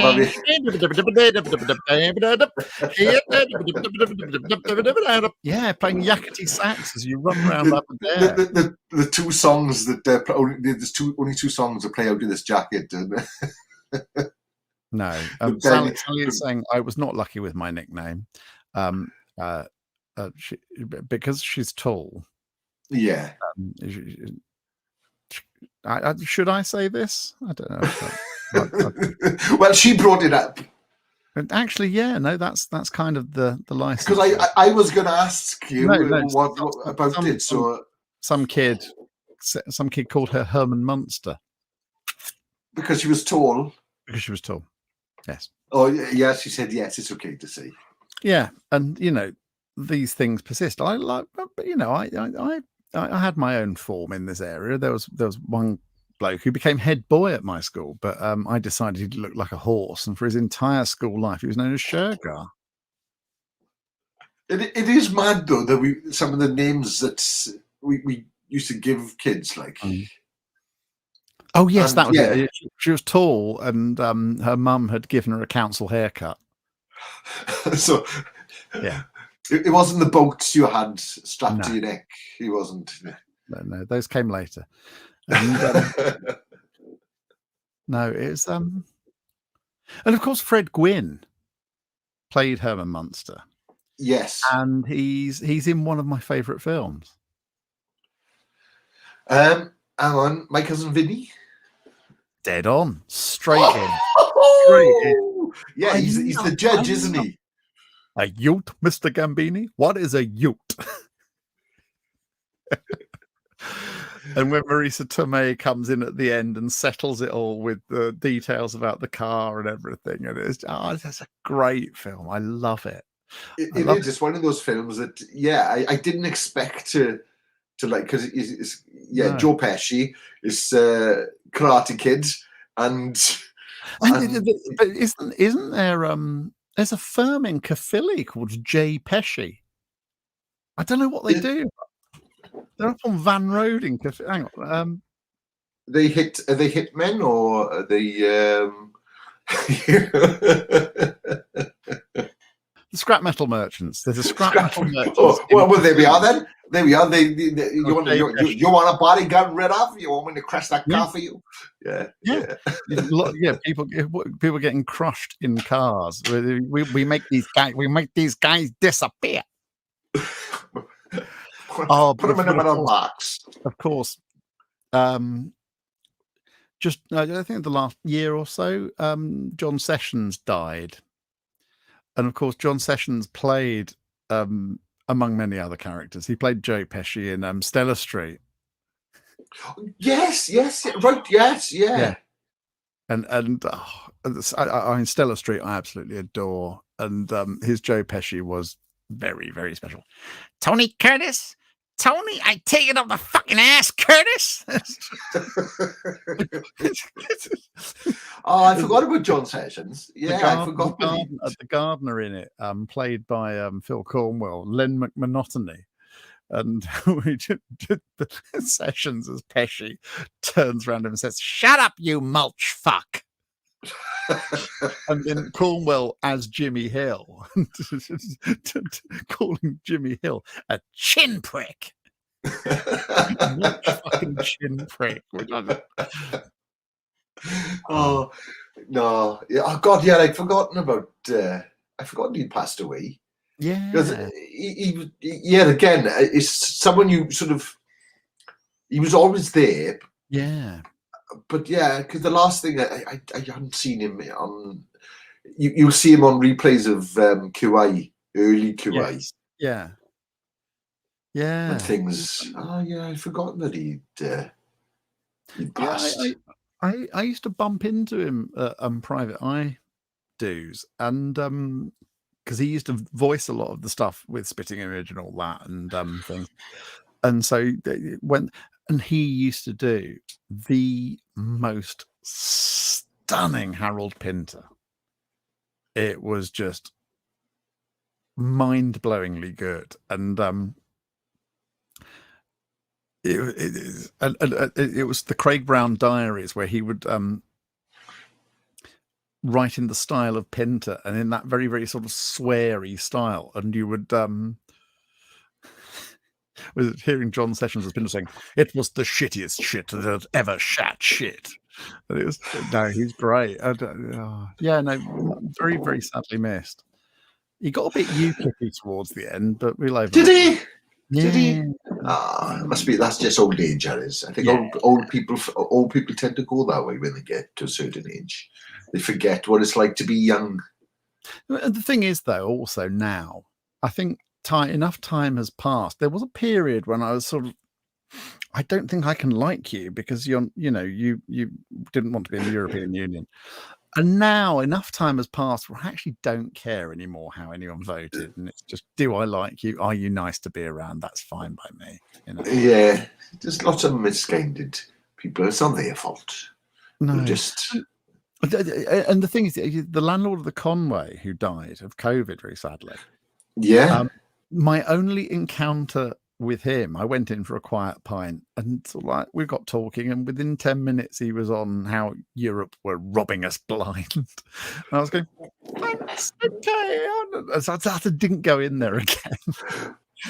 Oh yeah, but the thing is, I'm a coward in some ways. I do try and avoid the subject if I think, but the great shock of my life, I'm sort of, I might in my game, I sort of assume that if you're a comedian or something of a certain age, particularly if you're northern, you're probably not going to be an ardent Remainer. But I've ended up, it's winter of 2016. I did a thing in Leeds with the Chuckle Brothers. And I was having a drink with Paul afterwards. Barry was lovely, but he was very, very quiet. Whereas Paul's gregarious and, Yeah, yeah. And we were talking about stuff, and the subject came up, and I thought, I don't want to argue about this with this man because I like him, and yeah. But the subject somehow came up, and Paul Chuckle said, "I can't believe that vote went the way it did." Paul Chuckle, Remainer, and it was just what? Why? And it's just I didn't think I could love him more, and then I could. It was brilliant. It's surprising because there's lots of that age or that time of comedians. The most of their work is out in Spain. Yeah. Mind you, but you've got these expats who don't think they're immigrants, and they're in Spain, and they're voting for it, and then suddenly, oh, why have I got to go back? Oh, right. And a very good friend of mine, retired BBC producer, who went to the southwest of France and who is an ardent Remainer, had to come back because his pension was now worth far less over there than it had been, and they couldn't live in the way that they had been. And I just never understood that. It's most of the people that spend half of their time in Spain and everything, and it's just like, what? Yeah, I never understood that. I never. Oh, my cousin, who I adore, his mum's got a villa in Portugal. He voted leave. Steve, why, mate? Why? But yeah, mind you, I think the whole world is going to shit now, so it doesn't matter. Yeah, I do think we're basically in a fire sale for the universe at the moment. It's yeah. At the end of it, it'll be down to the cockroaches. I thought they were already running things. Well, do you know what? I don't think they could make a worse job. No, I don't think they could. I for one welcome our new cockroach overlords. Well, it's encouraged me again. I said after my last thing at the beginning of the year of politics do you know what? No, I give up. But when things are like this are happening in the world, how can I not? How can I? It's like if they can do it, then surely I can't make that much of a mess. The world, I probably could. The world, yeah, but it'd be a mess that came from a good place. You wouldn't set out to make people's lives worse. No, I wouldn't, and it would be funny. I think some of these buggers do. Oh, government by light entertainment. I'm all in favour of that, But yeah, but see, the thing is, the people who would be best off running things are the people who don't want the power and don't want the the power, the responsibility, and mind you, actually, I mean, part of it used to be scrutiny of your private life, whereas now you can fucking do anything if that fucking haystack's any proof. Yeah. I reckon we should have the system of like jury service. Yes. Yeah, we all do 2 weeks each. Yeah. Everyone takes a bit of responsibility. Yeah, absolutely. I've thought similar for years. Oh, thank you, Sal. Yeah, jury service, and it's like, I don't want to do it, but it's tough luck. You've got to, but you've only got to do it for this amount of time. Yeah, and you can't change anything irrevocably. And it's basically like the old joke about this machine is designed to be run by a man and a dog. Right. Why is the dog there? Well, the dog's there to bite the man if he tries to change any of the settings. Why is the man there? To feed the dog. Yeah. And there wasn't there a period a few years ago where Belgium didn't have an actual government, where there'd been an election where it was inconclusive? Yeah, there was, and all they could do was pass, budgets and bills, and they couldn't do any legislation to change anything. They just, got the budget through and all that, and they actually experienced growth that outstripped the rest of Europe. Because you've got no knobheads getting in the way of things. Yeah, because they funnel in those profits into their own little coffers instead. Yes. Yeah, back to the PPE contracts and all that. And, incredible. And I can't believe it. It's just like, it's fine. Yeah, it's normal. That's normal, that is. Yeah. No.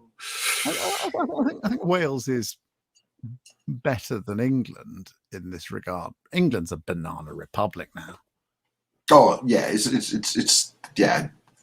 The whole system needs to be looked at, doesn't it? Really, and I think I think that's going to come out of all of this. I think because I'm tremendously frustrated by the fact that when Labour were in between 97 and 2010, they didn't take that chance to do things, but because 1997, bit cautious. 2001, they could have put anything in the manifesto, and basically they couldn't lose. Statistically, they couldn't lose that election. So they could have put renationalize everything, and they could have had proportional representation, all of these things.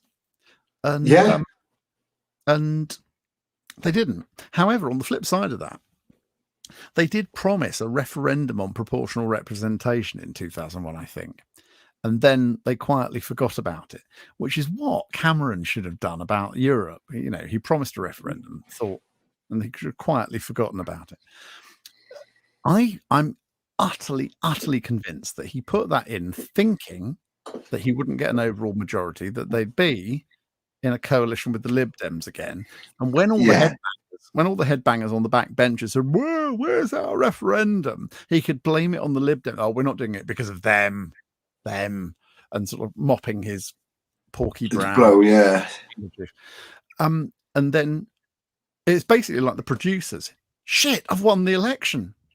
Shit, the show's a success. I've got to pay all these investors back. Yeah, And then yeah. you know, he just resigned and went off to his £20,000 wanking shed.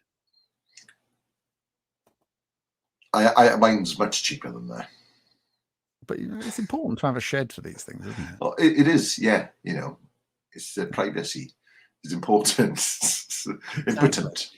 Privacy is impotent. Anyway, I don't think that's true. Yeah. Well, this has been a wide-ranging discussion, hasn't it? It has been, and we've nearly done 2 hours. Yeah. That's always and we could probably go on for another 2 hours as well. We probably could. Maybe we should save it for another one. Yes, I'm always available to be your guest, my dear boy. Oh, well, that's good because I'm gonna have some themed shows coming up. Yeah. Things, so it's like, right, we just talk about this and and jump into some really funny, unusual, whatever. Yeah, so let's do that. Yeah, right then, I'm up for that anytime. And well, did you know this individual? I've never met Chris Ponting before in my life, and I've definitely never drunk in his dad's pub. Chris is one of my best mates. We met when I lived in Dursley. His mum and dad run a brilliant pub called the Berkeley Arms. Now, the Berkeley Arms, as well as keeping good beer and having great people in there, Graham, Chris's dad, has the most extensive karaoke catalogue, I think, of any pub in the British Isles. And we would spend many happy Friday nights in there choosing wildly inappropriate songs and just watching people mutter into their pipes saying, what's going on here? What's going on? One of the regulars in there is a trained opera singer. And one week she did This Woman's Work by Kate Bush, which is the one which is James Joyce set to music. And it's a fantastic track, and it's sort of hypnotic, and she brought all of her operatic skills to it. And it was all these blokes with their pints of butty back going, what the fuck's this? But then there was the night when another mate of mine sang Your Mother's Got a Penis by Goldie Lookinchain. And any Maclad songs? Oh yeah, there'll be Mac lads in there. Yeah, she wore pink knickers and she worked on the sewage farm. And on a jeans and I nearly lost half my arm after 10 pints. She looked quite fit. Betty. And ride the ripples. I want to get the teeth on the greasy nipples. But, yeah. I've got CDs. Maclad CDs. I remember being introduced to them when I was like 17, and it was just like, what in the world is this? We're sort of back to the Derek and Clive thing again. This when you're teenage, this transgressive club that you're being let into, that with Derek and Clive, the Maclads, and things like that. Kevin Bloody Wilson and Santa Claus, you can't win. Oh God, yeah. Oh yeah. God, Kevin Wilson on tapes. I had tapes with Kevin Wilson on. Oh my God. Yeah, and I always think to myself where I got lots of my sort of inspirations in life. And yeah, when I think back at the end, it is like the Derek and Clive. It is the Maclads of kind of thing. Yeah, especially the music wise. I can sort of see that in the Elvis stuff. There's a little bit. Yeah. It is, and and it's only lately I've really right, that's where it's come from. Because I've tried to write really nice, loving songs. Yes, and they always turn out filthy, rude songs, and it's like, why? Can't I write nice? Why deny your true essence? Why? Yeah. And after last week's stand-up thing, I'm really thinking of I can't do it on my Yeah, own. how did that Yes. go? Well, being as I wasn't expecting to be on stage, I was Yeah. only going to watch. It went disastrously because I ended up on stage. No, it was a really good night. Somebody had pulled out, and they convinced me it was a good idea to go up. And I was like, Yeah. I got no material, I got nothing. But give me a ukulele and a pair of sunglasses, and then just used stuff I'd done with Elvis ages ago, and it was like, oh, this quite works. I could actually go out and do at least 20-minute set view. I'm just doing this. So that's given me a thought for the future. Well, Billy Connolly always used to just sort of meander, and he would just keep doing stuff until he worked back to where he'd started. And he keep trying to find his way back to where he'd started, and just going round with finding his way with gags. I mean, it's one of the great regrets in my life that I never saw Billy Connolly live, and I won't now, sadly. But I don't think there's anyone who's I don't think there's anyone who's made me laugh more over the years. I think what he's got is this tremendous tough kindness that's very Glasgow. And Yeah. also quite valleys as well. That it's it's a similar kind of it's that tough upbringing kind of thing, and it's you're not you're laughing with them, because it's not so much laughing at the joke. It's just because it's not, they weren't really jokes. There were stories with them. They really, weren't they? They were situations, and I still love watching Billy on YouTube. Yeah. No, I love him. His father who abused him, but before this was all in the book that he wrote, because I think he put it to the back of his mind until Pamela, who's now a psychotherapist, worked it out of him, and he sort of had never told anyone. But in the 80s, he was doing jokes about his dad, and one of my favourites was Ronald Reagan. He's a fucking head case, fucking nutter. He's got the control of the nuclear button. My dad's the same age as him. We won't give him the controls for the fucking telly. It's just like, yeah. Talking of controls for the telly, in the early days of remote controls, my nan and granddad and my mum both rented the same model of set from Radio Rentals.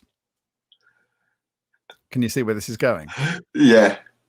And I used to go around on a Friday night and stay with my nan and granddad, so that my mum could have a night off from being mum and go down the pub or go to the young woman, loved her disco, loved her soul, go and have a dance.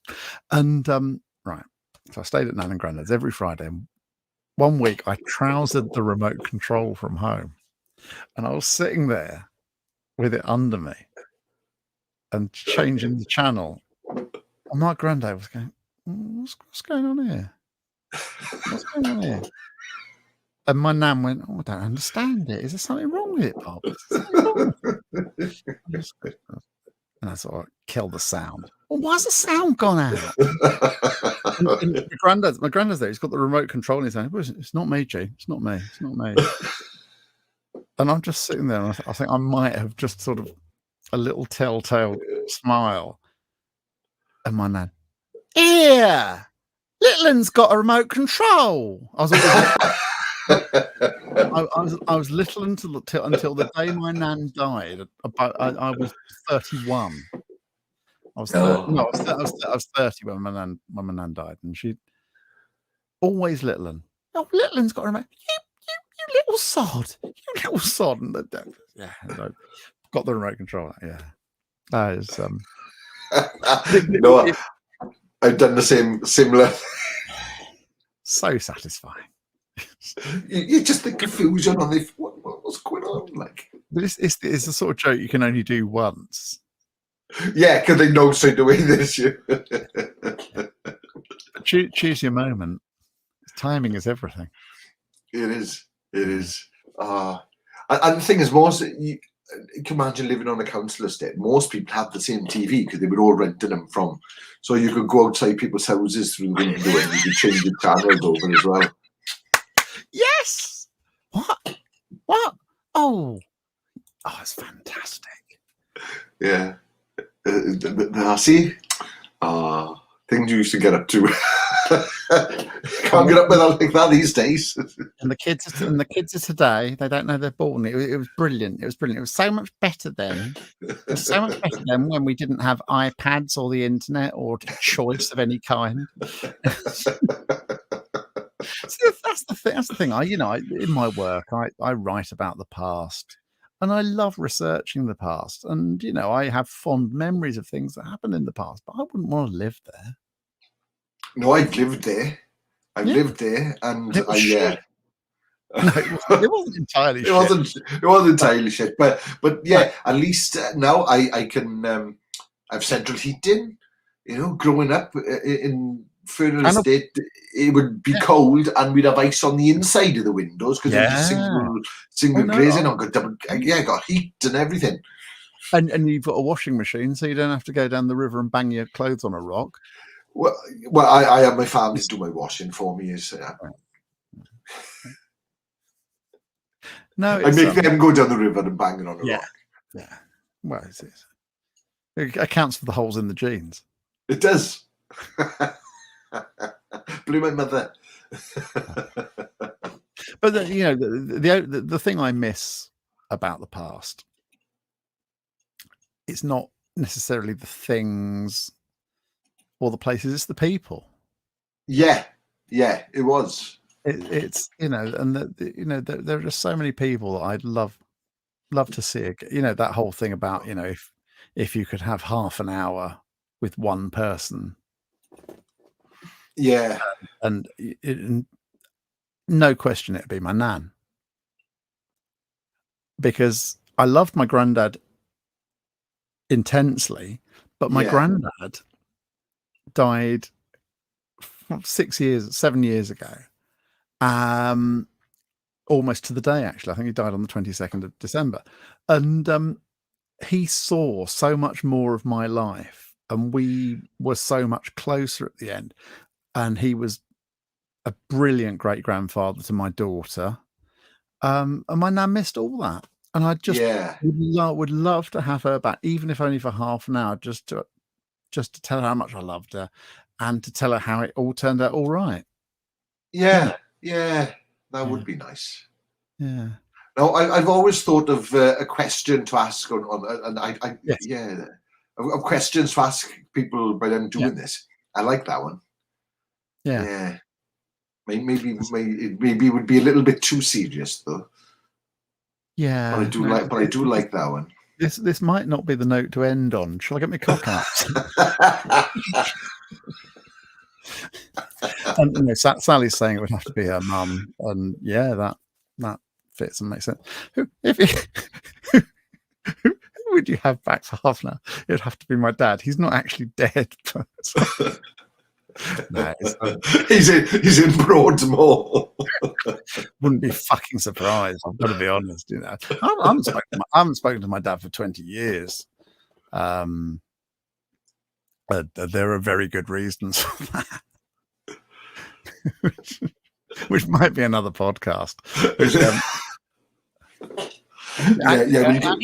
go into that at a later date. It should be one of those books in the sort of misery section of the bookshop. Don't lock me in the tool shed, Daddy, and all those with the washy white writing and all that.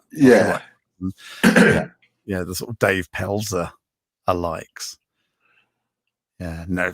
We won't go there. I'm overstating it. He was just a terrible old alcoholic and a bit of a bastard. Anyway, he's still alive as far as I know. Anyways, still out there. He's still out there. At large, right? Yes. In fact, my next guest. Let me bring him up, Louis, please. Unexpected hits you between the eyes. I used to love surprise. No. And I was always waiting for one of those moments where they introduce people and they go, Oh no, there's a reason I don't talk. No, what are you doing? What have you done? No, I was in hiding from them. But the thing is about It surprise, as it got onto the 19 millionth series of it, if you were on a show with Cilla Black, there was no surprise element anymore. Basically, it would be like, right, come on then, where's my fucking brother? Where's my fucking brother from New Zealand? Oh, we haven't got him. Oh, you can fuck off then. We got spit the dog for you instead. Oh yeah, Carol Cheese. Yeah, I love their Carol Cheese. I wonder if he's still running his candle shop. Oh, Bob Carol Cheese. Oh, Carol Cheese. Yeah, ran a candle shop in Frodsham, Cheshire. Do you like my new microphone? Yes, it's It's the cats. Yeah. Well, I've got this weird thing going on where I keep looking around for the dog, and she's not here. She's in Gloucestershire this week. So She's on holiday. I've got a phantom dog thing. I keep thinking, I've got to walk the dog. No, I haven't. She's in a different country. Yeah, he's come to say hello. He wants his food now, probably. What I think it'd be cruel to deny a cat its food. He eats better than I do, honestly. Have you taken him for a brunch down Morgan's? Yeah, and he ate mine and his. Oh, he's a good boy though. Yeah, he's a good boy. You know. Oh, lovely. Right, we'll call it a night there. We've done 2 hours. Yeah, I can release this now in as extended versions throughout the. Well, you split it into parts. Builds week by week into a handy Reader's Digest podcast. Yes. Part 1 comes with its own binder. Do you remember that? Buy part 1, get part 2 free. The unexplained. I used to buy things like that. Yeah, well, I used to buy things like that, but only ever get as far as the 3rd issue and then get bored.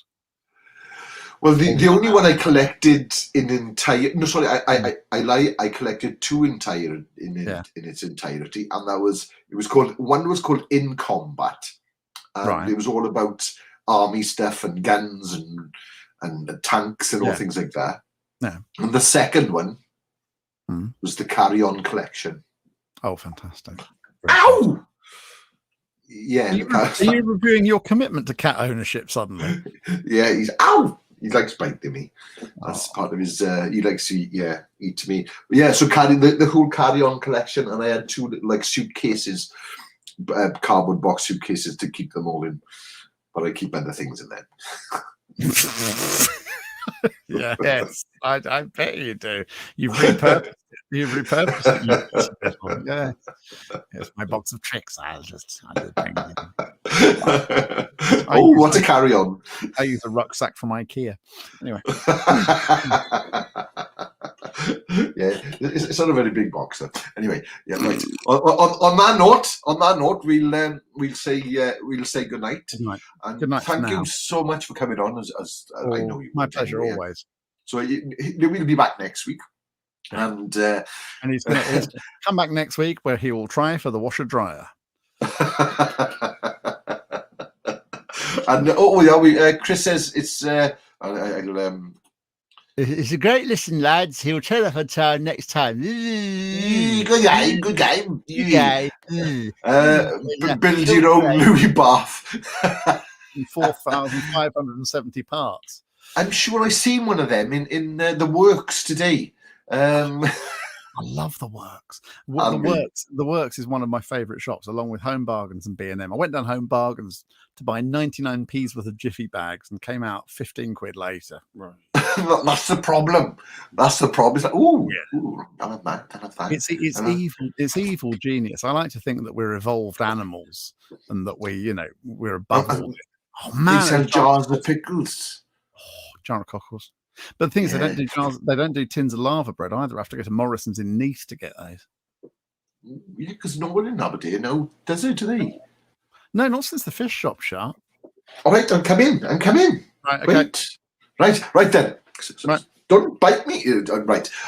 Yes. Well, I'll see you in the week. Thanks very much for coming on. Everyone that's been watching, we've had lots of people in and out. Lisa, Chris, Sally, thanks for sticking with us. Grant, thanks for sticking with us. And I think the word we're going to finish with tonight is this. That's a good word, that. It is a good word. Great word. Jado Cockles. Transmitting by mind. By mind control. Transmitting by mind control. So that's the word for the week now. You've got to try and slip that into as many conversations as possible. Hang on. And the next word is...